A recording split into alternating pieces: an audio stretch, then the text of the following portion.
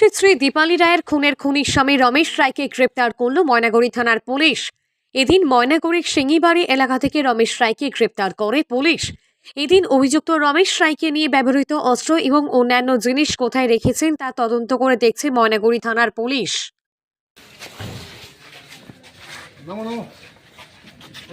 সামনে যাস না, সামনে যাও, একটু ফ্রেমটা বড় করে দাও। পিছিয়ে আসো ফ্রেন্ড।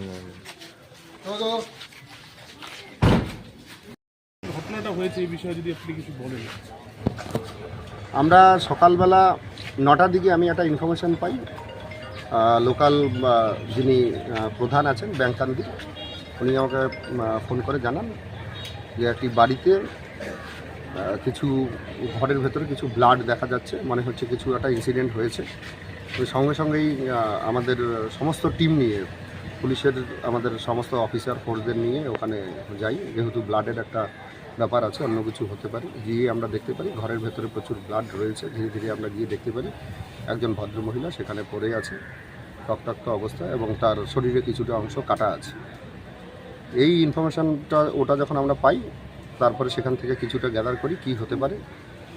তা সেখান থেকেই পাই যে ওনার স্বামী রমেশ রায়, সে সম্ভবত তার স্ত্রীকে মার্ডার করে তার দেহের কিছুটা অংশ নিয়ে সে বাইরে বেরিয়ে গেছে। তার একটি ছেলে এবং একটি মেয়ে আছে যারা এখানে থাকে না। মেয়ের বিয়ে হয়ে গেছে, ছেলেও বাইরে কাজ করে। আমরা সঙ্গে সঙ্গেই সেই লোকটিকে খোঁজার জন্য চতুর্দিকে লোক লাগিয়ে দিই এবং আমাদের যারা টিমের মেম্বার আছে প্রত্যেকেই এর পেছনে ছোটা শুরু করি। বডি আমরা পোস্টমর্টমের জন্য পাঠিয়ে দিই এবং কিছুক্ষণের মধ্যেই ঘন্টা 2.5-3 মধ্যে ইনফরমেশান পাওয়ার ঘন্টা 2.5-3 মধ্যেই আলটিমেটলি আমরা সেই লোকটিকে ধরতে পারি। সিঙ্গিমারির কাছাকাছি একটি জায়গায় সে একটা বাঁশঝাটের ঝোপের ওখানে লুকিয়েছিল। আমরা ওকে অ্যারেস্ট করি এবং ওর কাছ থেকে যে সমস্ত কিছুটা আমরা শরীরের একটা অংশ, সেই অংশটাও আমরা রিকভারি করি এবং সেগুলো সিজও করি। সেটারও আমরা ফার্দার আমরা প্রসেস করছি। আমরা মার্ডার উইপনও আমরা পেয়েছি, আমরা গোটাটাই পেয়ে গেছি। পাড়া প্রতিবেশীর সঙ্গে যেটা কথাবার্তা বলে যেটা বোঝা গেছিল যে